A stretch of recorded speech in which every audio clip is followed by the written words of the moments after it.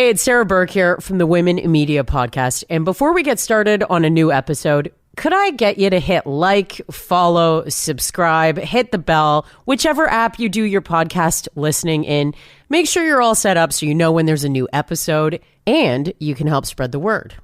Oh, and if you're so inclined, could I ask you to leave a review if the app that you're using does that? You're the best. All right, let's get to the show. It's Sarah Burke here, and this is the Women in Media podcast, a place where I'm exploring the collective challenges and victories that we go through in the spotlight.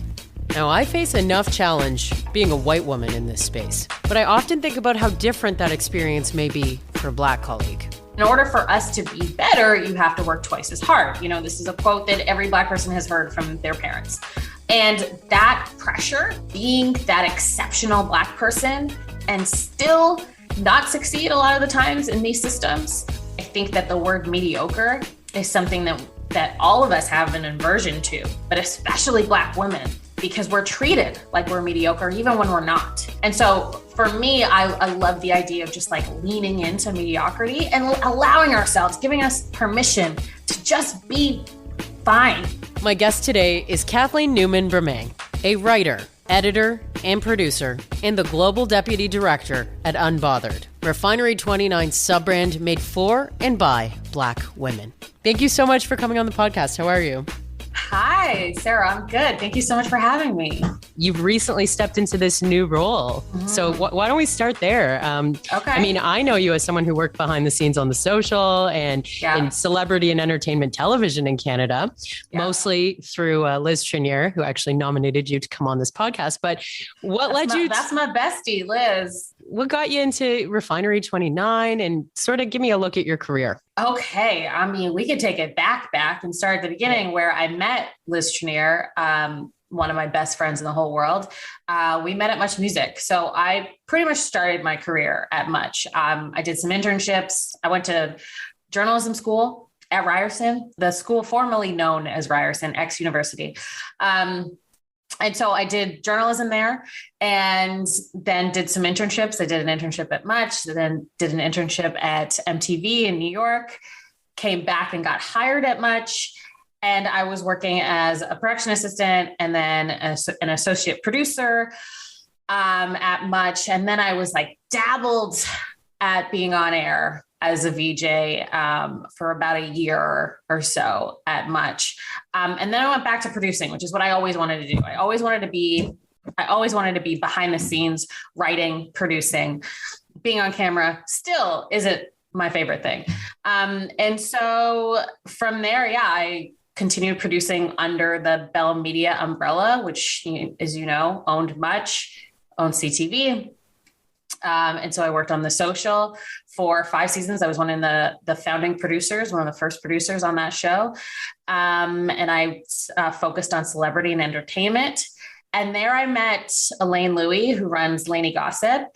And while I was at The Social, I really wanted to write more. There were things that I was seeing in the Canadian media industry and just in the world that I wanted to use my voice a bit more. I felt kind of stifled in what I was able to do and also in upward mobility at that company. And working with Lainey, Lainey has this really incredible platform. She has Lainey Gossip, which is, started as a gossip blog, which it still is that. And there's nothing wrong with that, but it has really expanded, and Lainey has learned a lot in the past few years, and that has been reflected in the work she puts out on the blog. And so that's really where I got to get back into writing, and I was blogging for her for years. And that was like my side. I was blogging for her and freelance writing, as well as producing full time. And then my freelance writing turned into a full-time gig with Refinery29, and leaving Bell was a very hard decision, but ultimately probably the best decision I've ever made in my career. And Yeah. And then from Refinery 29, I was a staff writer and then a senior writer for the Canadian edition, and then moved over to senior editor at Unbothered. And now I am deputy director global. Now she's global. Now we global, baby. That was a very long answer. I'm sorry. So what attracted you to the Refinery 29 brand when you were thinking about moving on? Well, I was recruited by Carly Fortune, who is this incredible editor who's worked in Canadian media forever. She is now writing romance novels. Love that for her. Cannot wait to read her first book, which is coming soon. And I just loved her vision for Refinery 29 Canada specifically because Canadian media, especially lifestyle, that focuses on women and puts us at the forefront, is few and far between in this country. And so I loved Carly's enthusiasm and passion for telling women's stories. And then just how much faith and confidence she had in me. And I had not experienced that from a boss in a long time, if not ever. And so, she really sold me on coming over. And then we got to build Refinery 29 Canada, the voice of it editorially together. The brand is really, I don't want to use the word brave. That's the first thing that comes to my mind, but we're just really honest, brutally honest. And I think that the conversations editorially, and it's not a perfect brand. It is still owned by a large corporation. And there are some issues that come with that, but with Vice, who owns Refinery 29, and with Refinery 29, I think the vision has always aligned with my vision and my purpose. And, I live my life by the quote by Erica Williams Simon, who is just this incredible Black writer, creator, podcast host. She wrote, "Don't ever attach yourself to a person, a place, a company, an organization, or a project. Attach yourself to a mission, a calling, a purpose only. That is how you keep your power and your peace." And I just feel like my purpose, even though it is not aligned with a company, it is aligned with Refinery 29's vision and their mission to tell women's stories, to tell them authentically, to provide joy. And yeah, those are all the things that attracted me to this brand. And it's why I'm still here.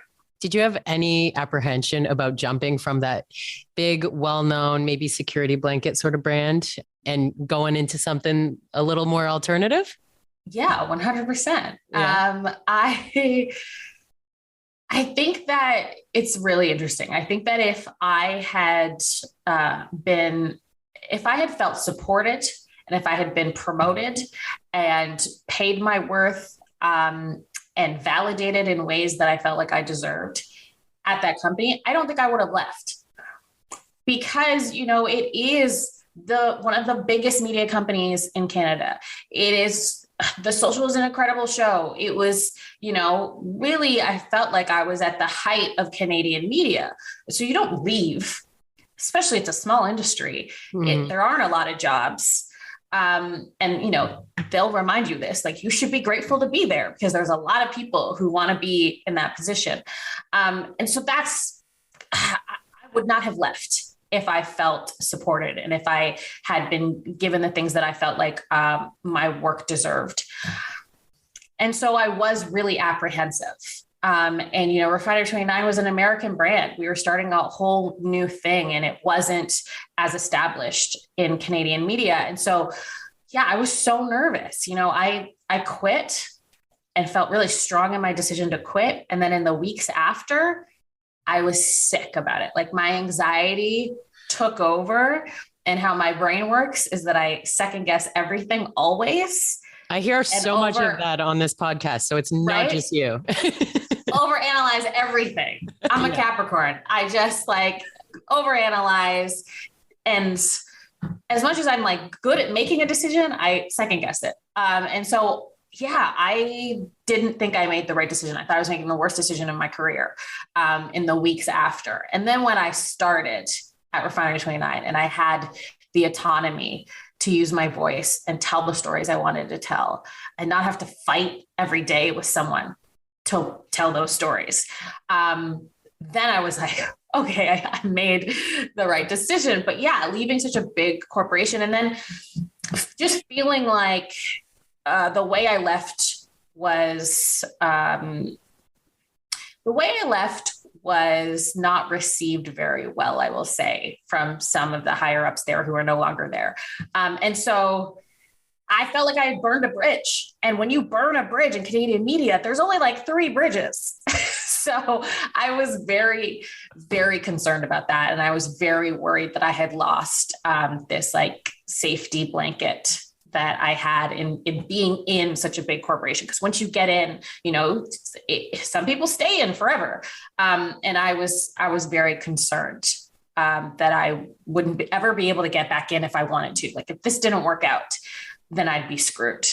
I was nervous and I was worried, but I do think that one of the good things about social media, about the different ways, about podcasts, about the different ways in which we're able to tell stories and get our work out there is that these legacy organizations, these legacy corporations like a Bell Media, like a Rogers, like a Chorus, those legacy organizations, they have been the gatekeepers. They have upheld a lot of the structural problems and inequities in this industry. And I think that you're seeing smaller outlets and other people being able to share their media. They're coming in and saying that it doesn't have to just be those legacy organizations. It doesn't just have to be one way in one lane that gives the opportunities to journalists and to people in media in this country. And I think that's a good thing. And so I think we do have to get out of the mindset that like a Bell Media is the only place that you can go to work in Canada. And the reality is that it is, but it also doesn't have to be. And I see that changing, which I think is a good thing. It's a very exciting time. Yeah. Cause there's people like yourself, but everywhere shaking things up right now for sure. Yeah. It's gotta be shaken up. And that's the thing. I had so many amazing friends who still work for that company, who still work for the big other media companies in Canada. And that's good. And that's okay. And we need those people there. We need those people changing stuff from the inside. But I think it is important to know that they cannot be the be all and end all, especially since a lot of them are still run by the same people who have upheld these systems that marginalize us. Mm-hmm. Okay. I want to make sure I read this properly. Hold on, because I wrote a note. So you wrote an essay not too long ago, For Black Women in Media, A Dream Job is a Myth. Tell me about what was coming out on the page when you were putting that essay together and how much it has to do with what you went through. Oh, it has everything to do with what I went through. So I wrote this in July 2020. And we know that in June 2020, after George Floyd was murdered by police, there was this quote unquote racial reckoning. I don't love that term. It feels too like cutesy and catch-all for trendy. The grief and the pain that was happening at that time. But this is what we call it in hindsight. We call it the racial reckoning of 2020, right? And not only was the world grappling with the reality of anti-Black racism in America and Canada and around the world, I think that a lot of people were finally saying all the things that so many Black people, especially Black people in the workplace, have been talking about for so long. And a lot of white people, non-Black people, were finally saying them alongside with us. And so it felt like a time for people to finally pull the curtain down and lift the veil off of so much of our daily experience with racism. And so I saw colleagues, I saw my peers in the industry telling their stories. And it just felt like nobody was really talking about what happens here in Canada. It was a lot of, oh, well, that's happening over there, which Canada loves to do. Loves to say that, racism, that's an American problem. And we know that that's not true. And so this story just came from, I felt like I had to, I felt hypocritical for me to spend my career talking about these issues and then not tell my own story. Yeah. And I had just appeared on The Social. The Social had a special all Black panel episode. And I had just appeared on the show, and I had on the show said, I know that I was the only Black producer on that show. And so I'm gone. There are no other Black producers on that show. I knew that. And so I said it out loud because I was like, I can't be on this panel and not hold them accountable. And that accountability came from love, because again, I love that show. I helped build it. And so I said that out loud. And then I was just like, okay, but there were so many other things that happened in that building that are still happening in that building that I had to talk about. And so this piece came from that. And I also, the title, A Dream Job is a Myth, that also came from knowing my privilege in this industry and knowing that I was the exception, and the exception because of so many different things in where I was educated, and that I grew up in predominantly white spaces. So I know how to navigate predominantly white spaces as a Black person. How I look, how I speak, all of those things are why I was the exception. And so I had the dream jobs, quote unquote, but I knew that I had them because of all these privileges that I have. And that even with all of that, this is what I experienced. And so to me, that shows you how systemic and how broken the system is. If me, the exception, is still going through all this, and this. And so I felt like it was a story I had to tell, and I had to call out the privileges that I have, the experiences that I had, and how much of it is systemic and embedded into the everyday experience of Black journalists in Canada. Now, I know we do a lot of talking about the bad experiences and the trauma associated with it, but in your case, there's a lot to celebrate. And also at Refinery 29, I think you guys do a really good job at that. So like, what's something that you wish would have been more celebrated that you accomplished back then? Oh, there's so many. I love this question. There are so many things to celebrate. And I think that was also kind of the point of the essay, is that I did experience a lot of incredible, amazing things in my career, and there were a lot of wins. But with the wins come those other things. What is one thing I wish was celebrated more? Like, if you could right now sit down with like a former boss and be like, how come you didn't say anything about that awesome thing I did? Oh my gosh. I mean, there are so many things. I think that back at Much, we had this just like brilliant young team, and we were telling them things and bringing things onto the show that were so ahead of their time. And, we call Much Music the like blockbuster of music television, because they just didn't go online fast enough. They didn't adapt fast enough. But we were telling them to adapt. And I think that, there are so many like we had like shows within a shows. I used to produce the show called Text Our Next. That was like a Bachelor-esque show within this show called New Music Live. And it was brilliant, just to toot my own horn. And it just, the higher ups didn't really give it that much of a shot. Tyrone Edwards hosted Rap City, and we did some just incredible stuff with that show. And it was celebrated. I don't want to take away from how much it was celebrated by a certain group, but I kind of wish the higher ups noticed it more, as well as some of the on-camera work that I did at the time, which, I mean, again, how my anxiety works, I beat myself up a lot about not being good enough in that side of my job. But I think I was actually pretty good. And I wish that I had the support as such a young journalist and broadcaster, that I had the support of someone being like, no, you're doing a good job. And if you're not, here's how you can fix that, which I think is the mentor. Piece.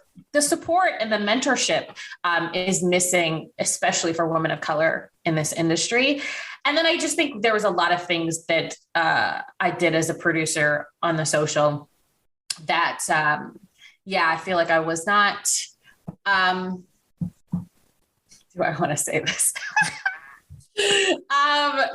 yeah, there was a lot of things in my producing career, where I was championing guests and conversations that I don't think were happening anywhere else in Canadian television.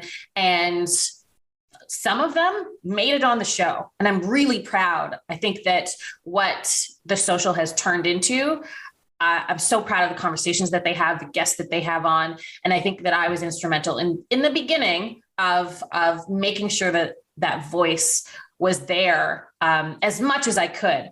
And one of the biggest compliments I've ever gotten is people saying, I knew there was a Black producer on that show. Like, I was watching the show being like, there's got to be a Black woman in the room. And she's got to be there. I'm like, the fact that came through and all the fights I went in, all of the pain that it took to even get that like small sliver of content out, that people recognized that there was a Black woman on the show behind the scenes. That's a massive compliment to me. And I think that is a credit to the people there who allowed that to happen. But also I think it's a testament to that they should have let more of that content come through. And I think that's a lesson that they're still learning. Mm-hmm.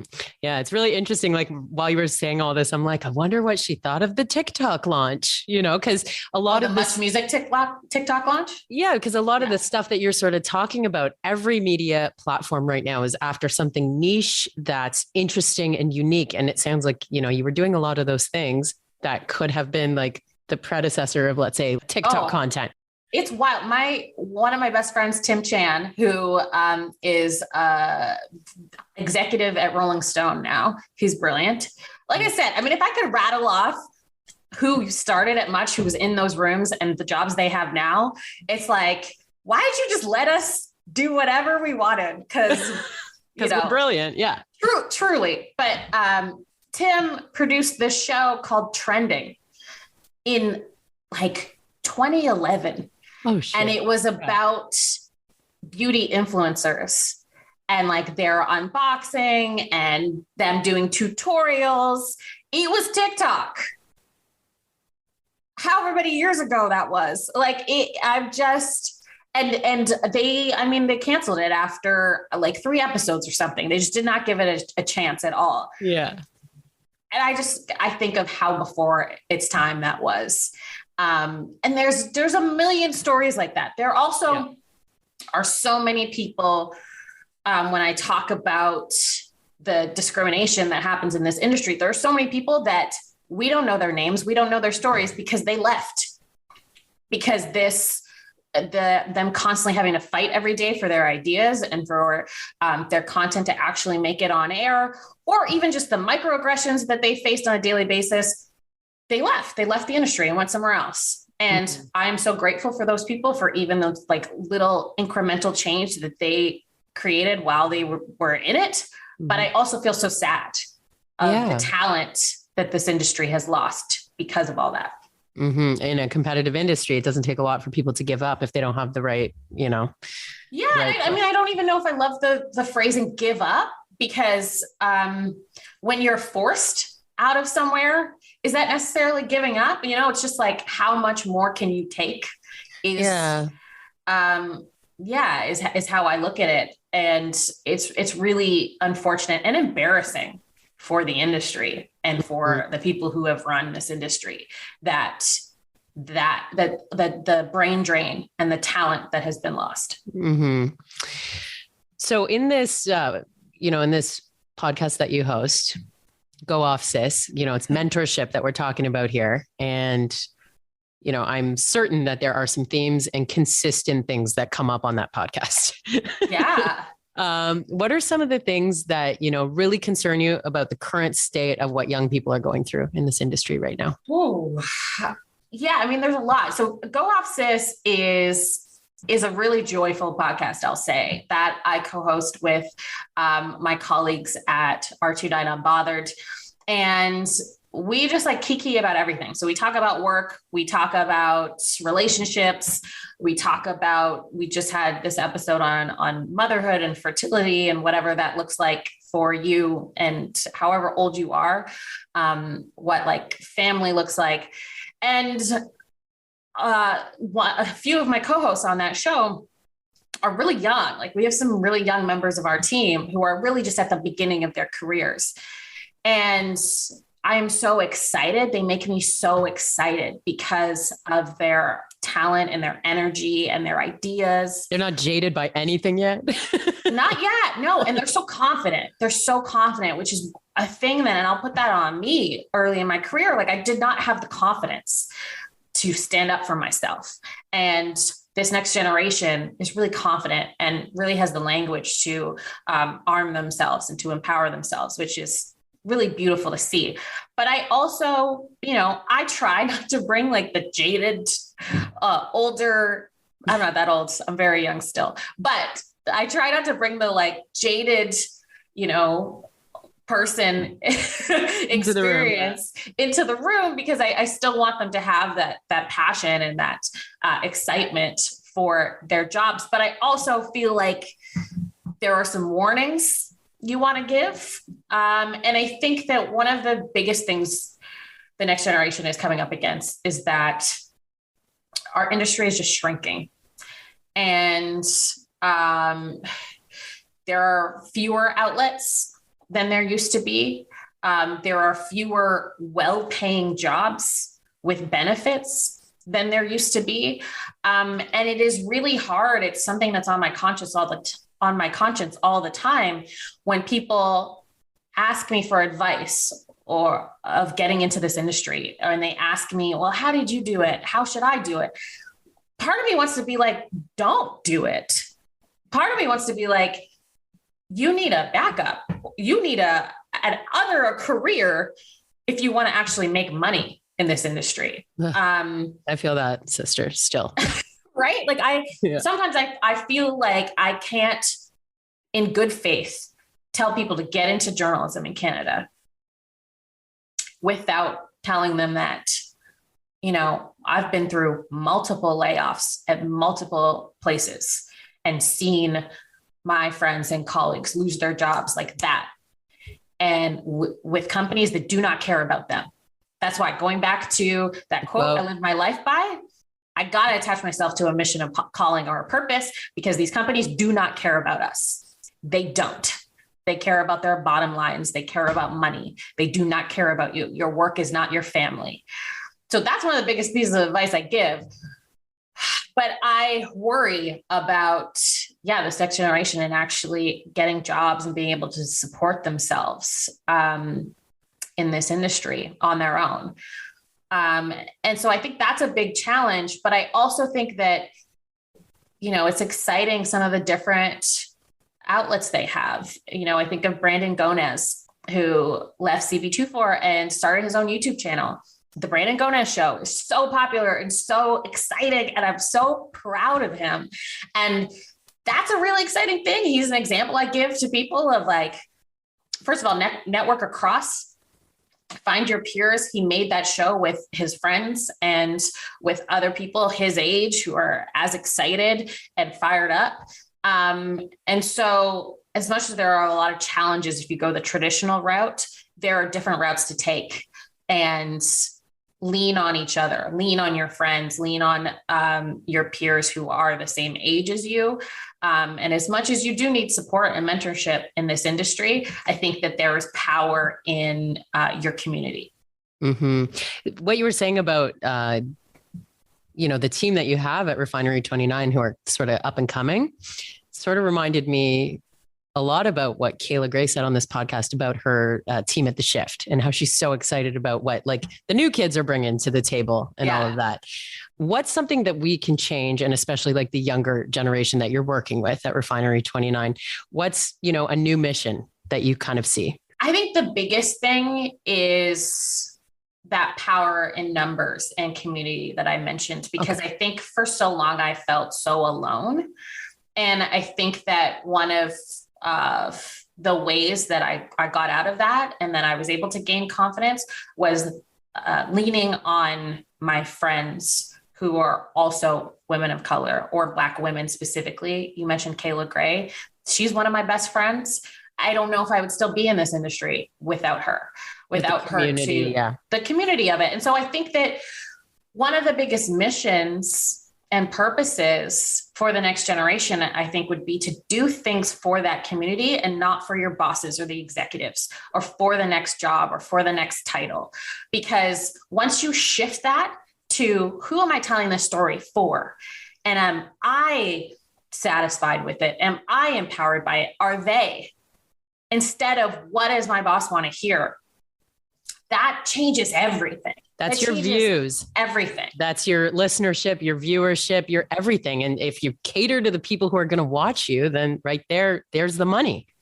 100%. And I think that definition of who's going to watch you, when that comes, especially in Canadian media, when that comes from these executives or older white men and women specifically, they tell you that audience is also older white people.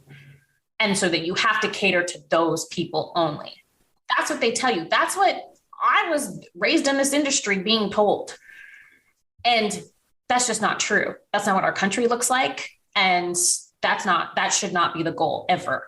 And so I think that shifting that mentality and really just thinking of it in community storytelling, I really think that the next generation has that on point. That's really powerful. And I think that it's already happening, but I would love to see it more. And I would love to see that next generation empowered by the people in power, just spitting bars over here. I would love to see that next generation empowered to do that more and given the autonomy and the resources to do that. In your new global position, you're catering to a market in the UK, a market in the US, market in Canada. What are some of the things that remain the same and consistent depending or sort of like through all these markets? Ooh, that's a good question. Yeah, there are a lot of things. I mean, I think one of the goals at Unbothered this year is to show a diasporic look at Blackness and know that we are not a monolith, that the Black experience is different in the UK and in Canada and in the US. But there are also things that join us, that unite us. And I think one of the things that stays the same is that we all want to be spoken to. This goes back to what we were talking about, where, so much of media doesn't speak to Black women. And in every market, when you prioritize those stories and that voice, it's received very, very well. One of the other things that crosses, like specifically like the UK, Canada, the US, is this like love of pop culture and of cultural criticism, which is what I do. And I think that the conversation about representation, I think, has evolved. And so for a long time, it was just like, we need more Black people on television and in movies, which is true. 100% we do. I have spent a long time and a lot of my career pushing for that. But we also need a lot of Black people behind the scenes telling the stories. It matters what those depictions are. So there could be more Black people on television, but what are those characters? Do they have depth? What are they saying? What are they doing? What do they look like? To talk about the colorism conversation. And so I think that is across the board, across the diaspora, people want those stories and to see themselves reflected, but also to see themselves reflected in an authentic way. Yeah. I mean, I love this question. I think it's a question I'm like, answering in this position is, what are the things that unite us? What are the things that separate us? And how can we tell those stories? What's something shocking that you sort of hadn't really thought of until this new role? Something that maybe opened up a new part of your brain? Oh, there's so many new parts of my brain that are being opened up. So many. First of all, there are so many meetings. There is a lot of selling. And I think that in this industry, that word, selling, is looked at negatively. And I think I've done that in the past, but you do need to sell yourself and sell your brand. And figure out ways to communicate your vision, figure out ways to communicate what it is you do and what you can offer to advertisers. Yes, because money runs the world, and to your audience.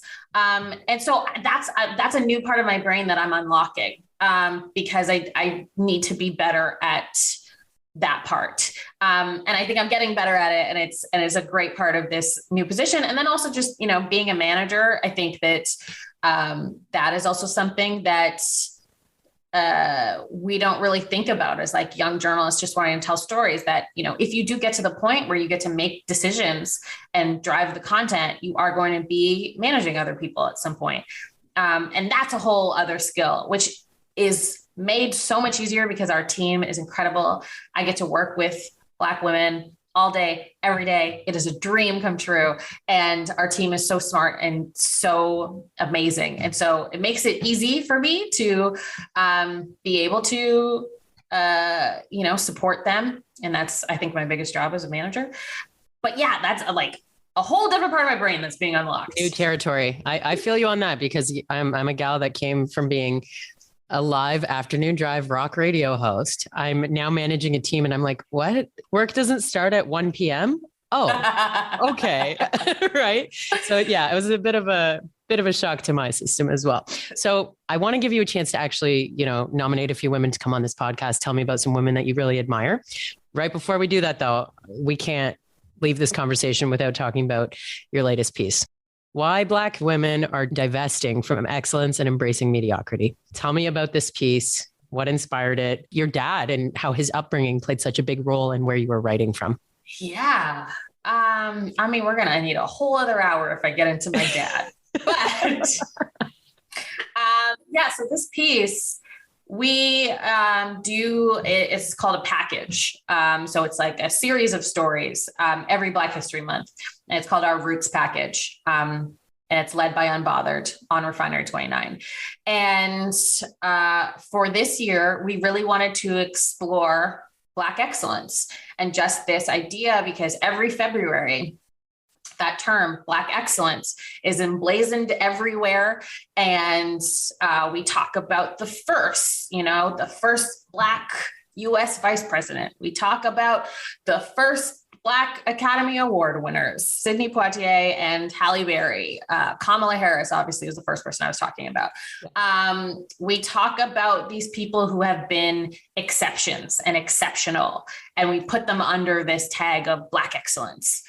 And I think that which started as this really beautiful, important thing and a way to push back on terrible stereotypes that Black people were lazy or not smart or not excellent. That is what it started from. And I think it has turned into this push for white validation and this push to succeed in systems that continue to oppress us, like the US government, like the Academy of Motion Pictures and Arts.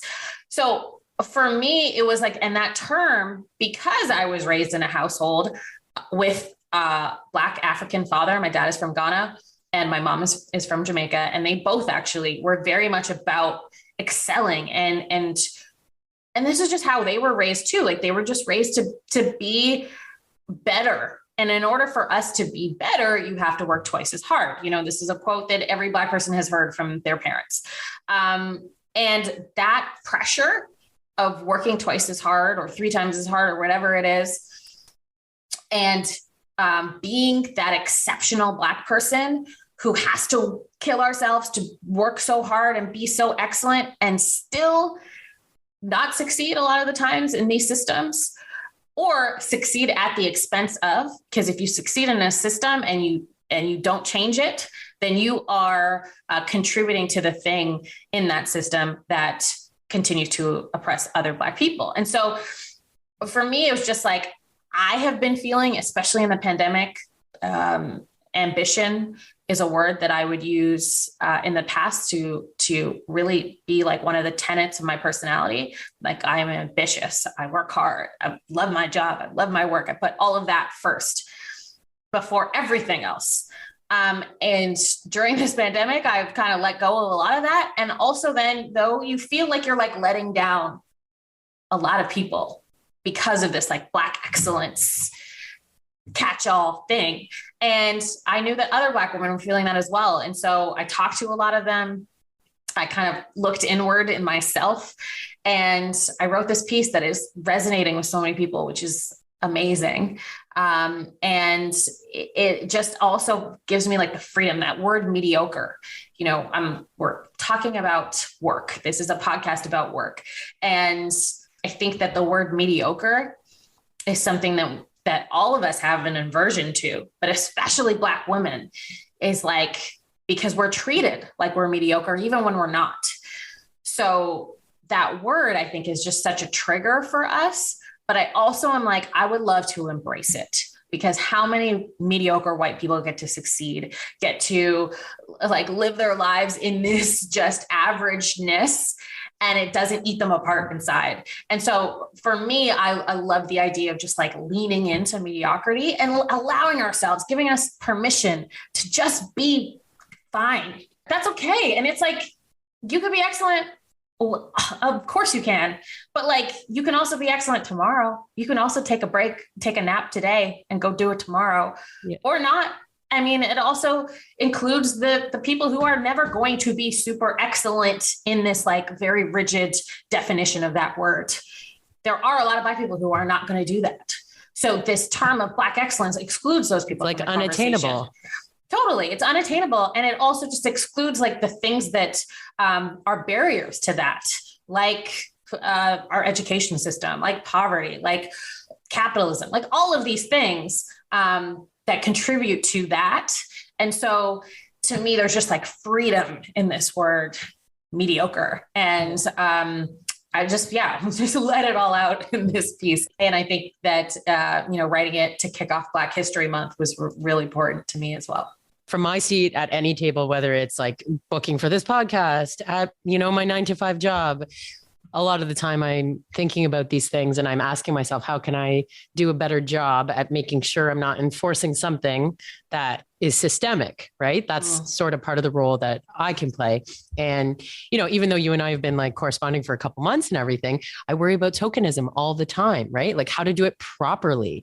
And this piece is such a good way for like the average person to think about all the things in the system. So thank you for writing it. Thank you so much for reading. And I'm so glad that in your new role, you can not only oversee content strategy, but you can make some of it yourself, because that's important too. You're so good at it. Thank you so much. Yeah, it's a lot. I mean, that's another thing that has unlocked other parts of my brain, because I'm also trying to practice what I preach, in that like giving myself a break, giving myself time to just like nap and be chill and be mediocre sometimes. But in this new role, it's a lot, especially me trying to want to write and create myself as well as oversee content strategy. Everything. It's all amazing. It's all good things. But it's a lot. And so, I got to remind myself to relax, to practice self-care, but practice self-care so that I can be my best self to then give back to my community and to do all the things and support other Black women in this industry and others coming up behind me. Okay. So before we get off here, give me some women who you love, respect, admire, and would have amazing stories to tell on a podcast like the Women in Media podcast. I mean, I feel like you've said so many people that I would have nominated because they're my friends. But I'm going to nominate my fellow Canadian Screen Award Changemaker recipient. And I swear I didn't just say that just to drop that I am a Canadian Screen Award Changemaker recipient. But hell yeah. So along with myself and Kayla Gray, who has already been on this podcast, Amanda Paris is one of the recipients, and she is a changemaker in every sense of the word, even though, I think that for her and myself, awards are kind of strange and weird and complicated, but Amanda has been doing this work for so long, and she is such an inspiration to me. She is a playwright, an author, incredible writer. She writes this column, Black Light, on CBC. She is a host and incredible broadcaster. She has been championing Black stories in Canada for so long, Black arts in Canada for so long. Amanda Paris is incredible. And if you talk to her, I just want to listen to it. And then there is B. Kwame, who is a writer friend of mine who I'm just such a massive fan of. She writes about pop culture sometimes. She writes about the education system in Canada. She writes about motherhood, Black motherhood specifically. She has 2 beautiful daughters, and I am not a parent myself, but I love her writing on motherhood. She's brilliant. And then finally, I am going to pay it forward to Carly Fortune, who I've already mentioned, who was my editor and boss at R29 Canada. And she is now an author of romance novels. And but she, first of all, it's just fascinating, that story, to go from media to writing romance novels. But she knows this industry so well. And I still hit her up for advice all the time. Well, it has been such a pleasure speaking to you, and thank you for all your insight surrounding these conversations we're definitely having for February, but conversations that we should be having all year round. Oh, yeah, that part, it's, you should be about this life 365, not just in February. And that is what we do at Unbothered. Please check us out if you haven't already.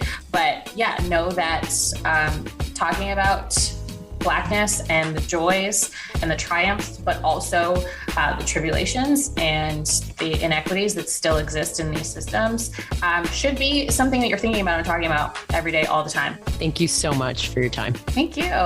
I highly recommend you checking out some of Kathleen's work in Refinery 29. I've got links in the episode notes and on my website, womeninmedia.ca. And if it's the last thing you do this month, make sure you read that article we were talking about. Why Black women are divesting from excellence and embracing mediocrity. Do me a solid and subscribe on your favorite podcast service if you're loving the conversations on this podcast. Share this episode with someone you think needs to hear it. And follow along at the handle Women in Media Pod for more updates and video. Thank you so much for listening. Back in your ears with a brand new episode in 2 weeks.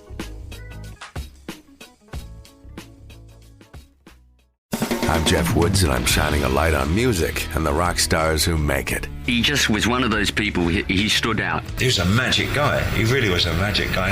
We all have faults. He had the same amount of faults as we all had. This was before Led Zeppelin. Robert was full on. I mean, he was Led Zeppelin without the band behind him. He had the hair, the jeans, the whole thing, and he was amazing. The Records and Rockstars podcast, heard around the world and yours to hear wherever you get podcasts. All the episodes from jeffwoodsradio.com. Another Sound Off Media Company podcast.